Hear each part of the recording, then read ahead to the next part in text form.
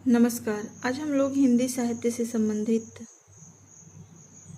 TGT PGT में जो interview होने वाले हैं उसके बारे में चर्चा करेंगे और उससे संबंधित छोटे छोटे वीडियोज को हम लोग देखेंगे। हम लोग सिर्फ वहीं से प्रश्न देखेंगे जहां से प्रश्न बन सकते हैं।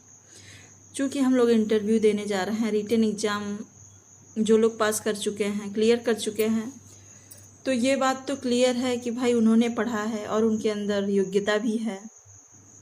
तो इंटरव्यू में ज़्यादा कुछ पढ़ना नहीं होता है। तो इंटरव्यू जो है हमारे ज्ञान का नहीं बल्कि हमारे व्यक्तित्व का विश्लेषण होता है। वो लोग हमारा व्यक्तित्व देखते हैं कि हम किस प्रकार से कैसे पढ़ा सकते हैं बच्चों को, या कैसा हम अपना जवाब दे सकते हैं उनके सामने।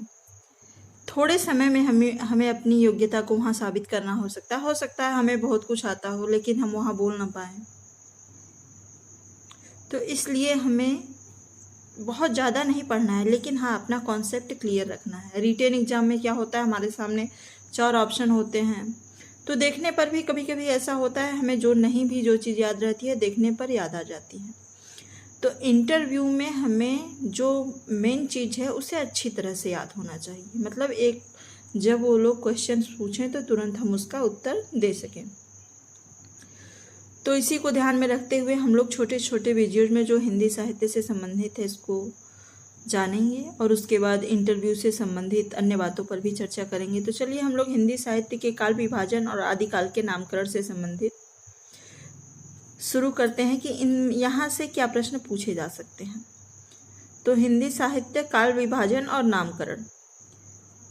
तो पहला क्वेश्चन जो पूछा जा सकता है कि हिंदी साहित्य के काल विभाजन का प्रथम प्रयास किसने किया था।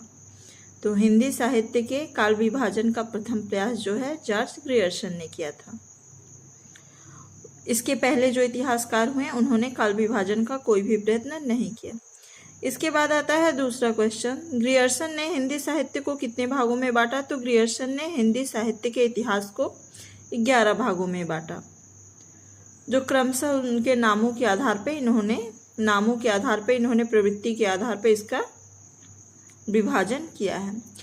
और जो काल विभाजन से संबंधित जो रामचंद्र शुक्ल ने काल विभाजन किया है वही सबसे ज़्यादा महत्वपूर्ण है और लगभग भी हर परीक्षाओं में भी पूछा जा सकता है और हमें भी इसे याद रखना जरूरी है, क्योंकि जब वो पूछेंगे आदिकाल का समय कब से कब तक था तो हम लोग बता सकते हैं कि 1050 से 1375 तक ऐसे।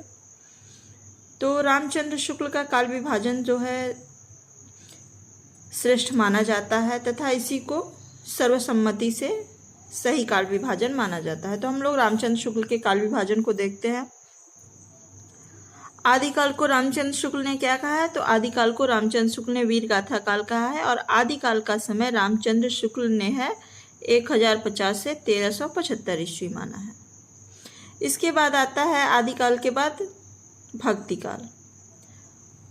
भक्तिकाल को पूर्व मध्यकाल भी कहते हैं ये। तो भक्तिकाल का समय इन्होंने 1375 से 1700 ईस्वी तक माना है।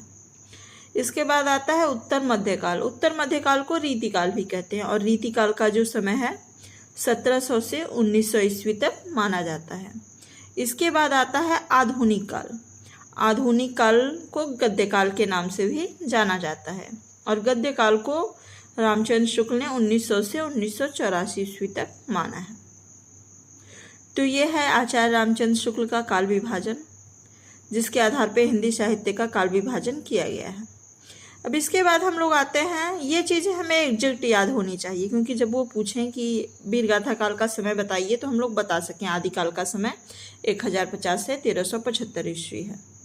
तो इस प्रकार से हमें ये चीज़ें इतने अच्छे तरीके से बार बार हम इनको देखेंगे तो ये हमें अच्छे तरीके से याद रहेंगी और बहुत ज़्यादा इंटरव्यू में पढ़ने की ज़रूरत नहीं होती है, क्योंकि मेन चीज़ें ही पूछी जाती हैं। उसके बाद देखिए आदिकाल। आदिकाल का नामकरण। तो आदिकाल का किसने क्या नामकरण किया है इसके बारे में देखिए। तो चारण काल जो है जॉर्ज ग्रियर्सन ने कहा है। प्रारंभिक काल आदिकाल को मिश्र बंधुओं ने कहा है। बीज वपन काल आचार्य महावीर प्रसाद द्विवेदी ने कहा है। वीर गाथा काल आचार्य रामचंद्र शुक्ल ने कहा है। सिद्ध सामंत काल राहुल सांकृत्यायन ने कहा है। वीर काल आचार्य विश्वनाथ प्रसाद मिश्र ने कहा है। संधि काल एवं चारण काल के नाम से आदिकाल को राम कुमार वर्मा ने संबोधित किया है और आदिकाल को आदिकाल आचार्य हजारीप्रसाद द्विवेदी ने कहा है। आदिकाल को आधार काल सुमन राजे ने कहा है। तो इस प्रकार आदिकाल के नामकरण से संबंधित हम लोगों ने देख लिया कि कौन किसको क्या कहा है। अब इसके बाद हम लोग नेक्स्ट वीडियो में आदिकाल की प्रवृत्तियां और जो साहित्य से जो प्रश्न पूछे जाएंगे वो लगभग प्रवृत्तियों से ही पूछे जाएंगे कि आदिकाल की क्या प्रवृत्तियां रही, भक्तिकाल की क्या प्रवृत्तियां रही।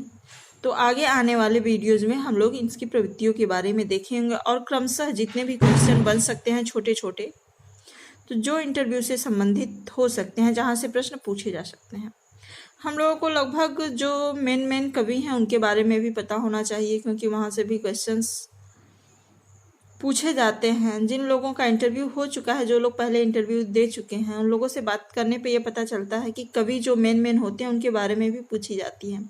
और कम से कम एक कविता तो हमें अवश्य ही याद होनी चाहिए, जो हम लोग जिसका अर्थ, प्रसंग, व्याख्या, भावार्थ पूरा अच्छी तरह से कर सकें।